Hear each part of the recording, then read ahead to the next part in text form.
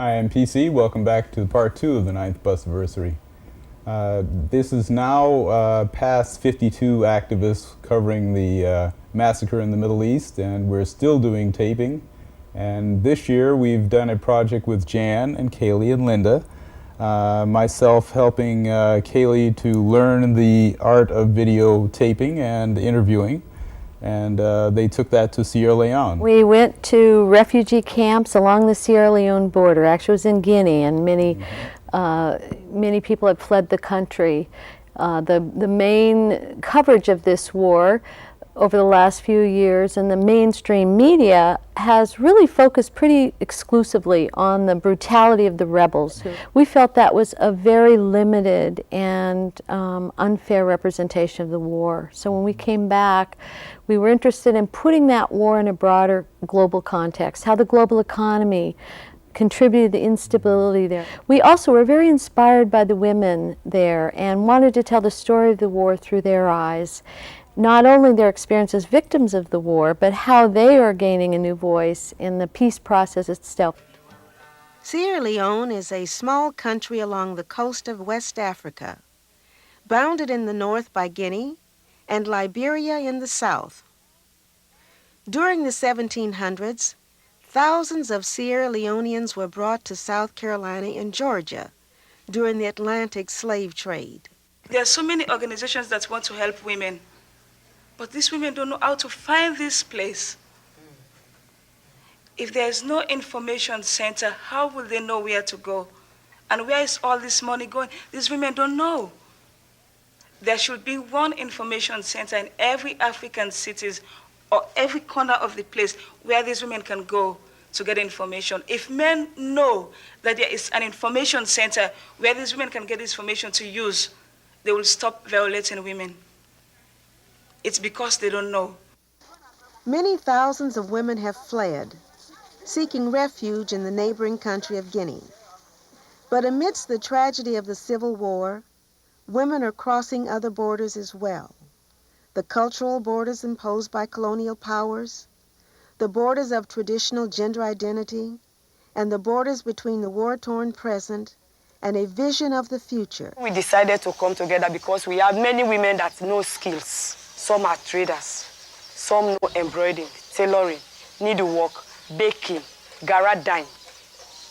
So this is our purpose, to come together, those that know how to do the garage dyeing, the needlework, the embroidery, etc., etc.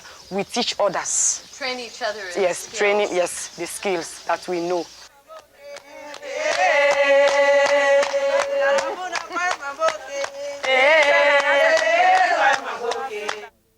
I'm back with Daniel Webb, a new volunteer, and learned video field work, editing, scripting, and he's a producer now. You and I worked on a taping of Sister Helen Prejean, who came to Oregon to discuss the death penalty. Sister Helen Prejean has been working on that issue for 20 years, and she talked in her lecture about her experiences with the filming of her book, Dead Man Walking. And she talked at length about the economic and racial disparities that are inherent in the criminal justice system. It was a very moving lecture. It was such a grace for me to go because it was like for the first time I got on the underside of the great American dream tapestry, where the threads were cut and where there were knots and where there were loose ends. And I'm watching people trying to come out from under with race against them, with poverty against them, with police brutality against them. I mean, I was never afraid of policemen. If I got into trouble, I wouldn't hesitate to call a policeman. And then I'm watching what's going on in St. Thomas, or what happened with the young black men. Not once, not twice, not a fluke. A whole pattern of the way they were treated, the way the police would talk to them. And I'm beginning to see racism with my own eyes. And one of the sisters, Laurie Schaff, who had started Hope House, one time went to the mayor's office and just said, the drugs are open. We could see from our kitchen window drug deals. Everybody knew a big drug dealer was, and he was in 5C in the next building. The nuns are in 5C in building A. So guess what? So one night, 2 o'clock in the morning, you know, at the door. Sister Barbara's sleepy. She goes to the door. Man, I'm here for the bag. She goes right next door, you know. I said, Barbara, you participated in the drug. She goes, I was sleepy. Everybody knows where he is. It was just like And so Sister Laurie goes down to the mayor's office and just says, the drugs are open as loaves of bread. And to see the person in the mayor's office kind of shrug his shoulders and say, well, now, sister, people like to break things down for nuts. You know, sister, let me explain. Every city's going to have its problem with drugs. At least we know where they are. At least we know where they are. And let those drugs move into a suburban neighborhood, and you're going to see in the newspaper a full court press on this drug thing. And you begin to see the lives of some people are very highly valued, and the lives of other people are not. We had Tashi Sering, Jigme Topgal, and Joanne Lau discussing the human rights situation in Tibet. This year was very important for Tibet because the World Bank decided not to continue funding for the Chinese Western Poverty Reduction Act, which is a very controversial program dealing with forced relocation of ethnic Chinese into traditionally Tibetan and Mongolian lands. If you look at the equation between Tibetan and Chinese, there's now close to 8 million Chinese with 6 million Tibetan.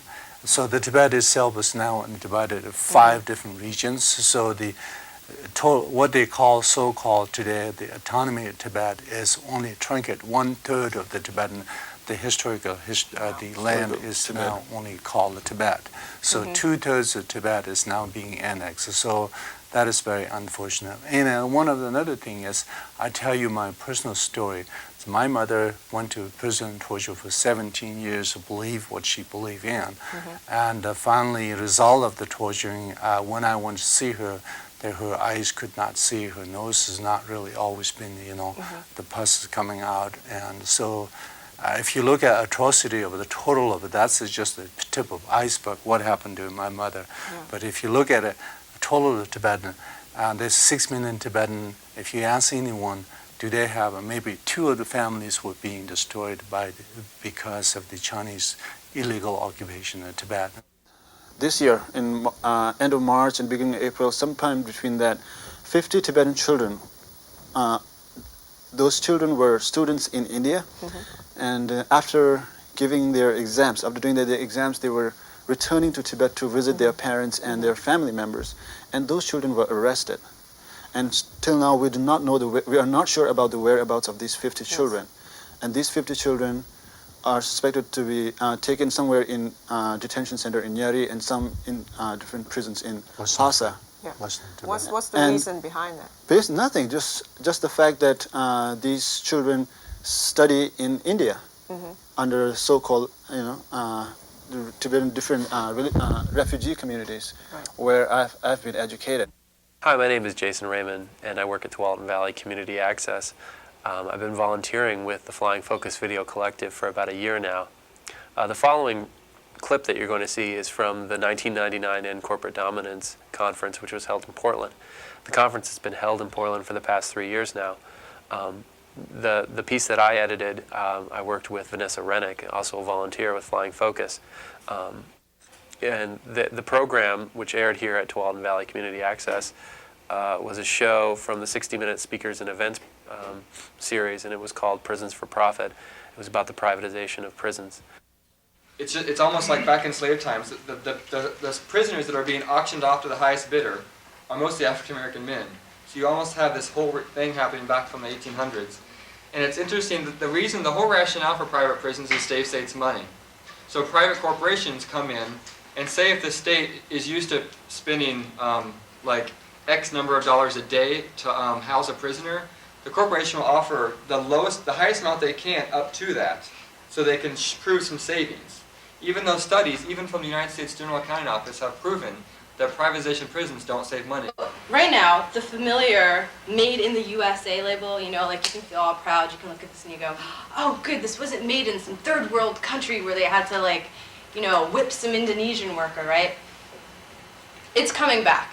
And part of the reason is that all these companies that sort of slithered over the border in the 80s are now slithering back because it is so cheap to use prison labor. And there are 1.8 million workers available for exploitation in this country. These next two shows were produced by Sharon Gail, a longtime Flying Focus producer who was unable to join us for the Busiversary. They're both from the End Corporate Dominance conference that was held in Portland, one from 1999 and one from 2000. The first one that we're going to take a look at is on how corporate mergers have actually increased under the Clinton administration and how attempts to stop new monopolies have almost ground to a halt.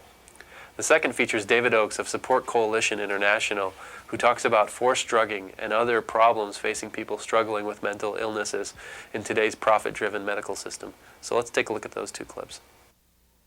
The United States now and the world is in the midst of the greatest merger wave in the history, period, in history of the United States and history of the world. Last year, according to the Federal Trade Commission, and if you want more on this, you can go to www.ftc.gov. There's actually quite a bit of very useful information there. Last year there were 4,700, a little bit over 4,700 mergers that were reported to the Federal Trade Commission. Those are only large mergers that are reported, involving two companies, one of over $100 million and one of over $10 million. Here's a list of the largest mergers in the history of the world, dating through March. I think this list is no longer correct. Sorry. But you'll notice something interesting when I read you the dates of all these mergers. Number 10, at least as of March '99, was Daimler-Benz buying Chrysler. That was May 1998, $40 billion. Number 9 was WorldCom buying MCI. That was October 1997, was for a value of $43 billion. Number 8 was Vodafone buying AirTouch Communications in January of this year. That was $55 billion. 7 was British Petroleum buying Amoco, $55 billion in August '98. Number 6 was AT&T buying TCI in June '98 for $57 billion. Number 5 was Nations Bank buying Bank America in April '98 for $61 billion. Number 4 was Bell Atlantic's acquisition of GTE in July '98 for $71 billion. Oops, list is wrong. That's number 3. Number 4 was SBC buying Ameritech for $61 billion in May '98. Number 2 was the Citicorp Travelers merger, which was worth $72 billion, and topping it off was the revitalization of the Standard Oil monopoly, Exxon buying Mobil in December '98 for over $75 billion. So those are huge corporate acquisitions. You might have noticed something interesting about the dates. They all took place in the last 2.5 years. That's the beauty of the end corporate dominance movement, is the unifying nature of it. All of the stigma and mystery about the mental health system kind of gets cleared up when you realize that we're dealing with some of the richest industries in the world. The psychiatric drug manufacturing industry, for instance, by many measures is the most profitable industry of any industry in terms of dollar invested and return on stock. Thousands of people who've had psychiatric labels that are out there fighting the good fight for human rights, that are building real alternatives, that are building mutual support groups, that are holding conferences, that are speaking out, that are organizing all over the world. As David mentioned, I myself am a psychiatric survivor. When I was a working class student going to Harvard, I was very into social change, very frustrated.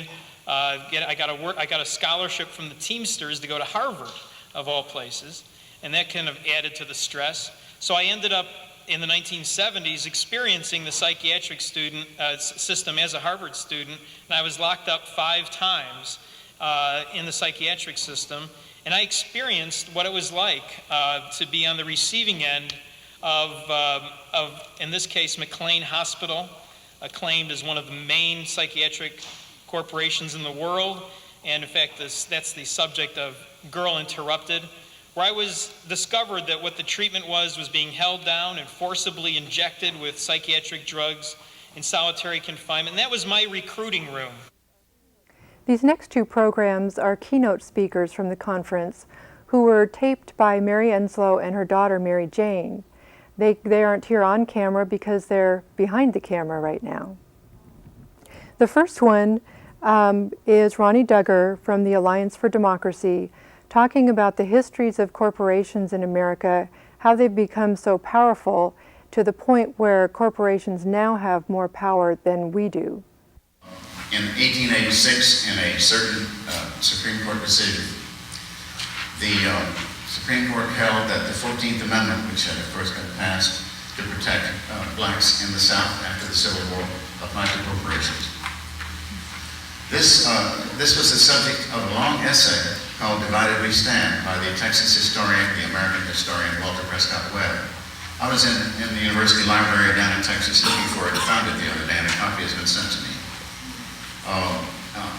Webb did research to show that Roscoe Conkling and other corporate lobbyists and members of Congress lobbied the Supreme Court to get this decision made. Now what it meant was that for 110 years, the corporation had been a subordinate creature of democracy. It had been regulated by the legislature. It was for a limited period of time. It could be revoked if it violated the terms of the charter. It could only own so much land. It couldn't buy each other's corporations. The individuals were responsible morally for what they did to the body politic. Along comes the Supreme Court and says, oh no, the corporation also has due process. Since then, in a series of decisions culminating in the ballot case coming out of Massachusetts in 1977, the Supreme Court has assigned all of your and mine personal constitutional rights to the corporations. Every one of them, free speech, assembly, all of it, except the right to vote itself, and arguably or possibly the Fifth Amendment. That has made them super citizens and us sub-citizens. It has made corporations which have been granted by the evolutions in the corporate charting process at the state level perpetual life, and it has given the sub-citizens who have to work and make love and scrounge for a living and die completely subordinate status, which has finally dawned on us all, and that's why you're calling this conference. The second one is Joki Jehu from 50 Years is Enough, speaking about the IMF, the World Bank, and globalization and the effect of all of this on countries around the world that are not industrialized like the United States. My grandmother raised 10 children as a widow with coffee, raising coffee, selling it, and getting money back. She educated, fed, housed, clothed 10 children. Her children are now grown, my mother among them. And that same woman who has the same number of coffee bushes, because from the colonial times, it's against the law to uproot cash crops. If you have planted coffee trees, if you decide you don't want the coffee anymore, you cannot uproot it. You will go to jail for it. So, she now has raised her kids and she has the same number of coffee plants. She's growing the coffee, selling it, but she still now cannot feed herself. She depends on her children because the price of coffee has gone down. You can't tell by going to Starbucks now, can you? You can't tell by paying $12 to $15 a pound for Kenyan coffee. But there are people in Kenya who get paid less than that for every 100 pounds or kilos, we call them 100 kilos that they take to the national cooperative. Women are standing up and saying, no, we won't do this anymore.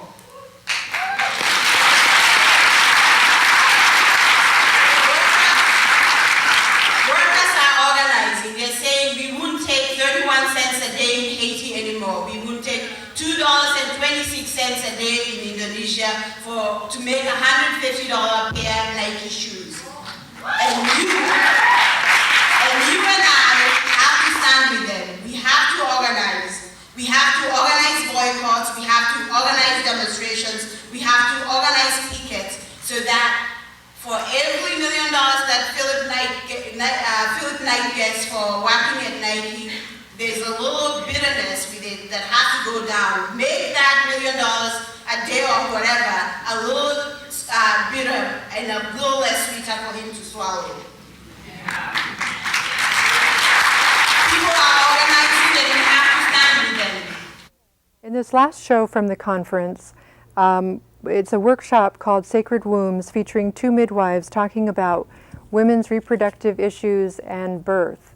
And here they talk about how birth at home is actually much safer than in the hospital. Wasn't it at Seattle that they did the study about home births and found out how much safer, or midwife attended? And It's been all. yeah, and it's like just, it's so much safer. It's not a so safety much. issue. Right. It's not a issue. Well, they, right. It's safer at home to have your baby in this country. Yeah, and that's than the study trained done attendant. by doctors found that out, and they still won't pay for it. Most of the people I know who get cesarean sections is because of breech. And that's it's like the good. instant thing they do is like cut them open. I'm like, is there something else here? I just got a bleeding here? call from someone last Friday that was scheduled on Monday. She was calling me because she wanted circumcision information, which I have a good deal of. And what had happened is they had misscheduled her prenatals, and she had gone for about 6 weeks in the last trimester of pregnancy without a prenatal, had had a breech all that time. She was 38 weeks pregnant before they figured out she had a breech, and then they couldn't turn babies because big. You don't do the turns at 38 weeks. You get it done sooner when they're smaller, and it's easier. It's, it takes some skill and some timing, but you do have to pay attention during the So how do you turn them? There's lots of different ways. Oh, okay, so you Put the headphones down there with the music that they like. Daddy talk to them down there. There's Chinese moxibustion, there is acupuncture. On many breaches will just turn with gentle, and as in don't get the mother tense about it, just gentle external version, which is, I've had great success with that. Harper Waterbirth International, she's in Wilsonville. She's been pushing waterbirths in this country for the past 15 years. She had her last 2 underwater. And she's got statistics on over 25,000 waterbirths in the world. And I guess the one thing that I would like to get out today is that where there's love, there can be no fear. And where there's fear, there can be no love. Hi, I'm Dan. I'm back again. And as I said, I worked on a total of 6 shows which had to do with Iraq in one way or another. The next show really had to do with a lot more. It features radical ex-priest Philip Berrigan, who's talking about peacemaking in a war-torn world. He talked about Yugoslavia as well as Iraq, and in general, how people could work for peace and nonviolence. The fact is that the U.S., a capitalist superpower, regarded socialist Yugoslavia as a stench in its nostrils. The fact is that the U.S. and its NATO allies wants Yugoslavia as it wants Iraq, wants it for cheap labor, food production, minerals, and oil. The American empire, dominated by huge corporations like Exxon and Shell, understands that Yugoslavia and Iraq possess or flank or give access to the largest oil and natural gas reserves in the world. So what does one do to live humanly, to keep trust with God and with neighbor and oneself and creation? Well, we need to turn to something with all our vigor, or something very obvious. We need to turn to nonviolence as a way of living. We need to be practitioners of nonviolence, both personally, interpersonally, and politically. Nonviolence is no mystery, it's no puzzle. It's loving your neighbor as you love yourself. Nonviolence is justice. The vocabulary of nonviolence has no word like enemy. It only has words like sister and brother.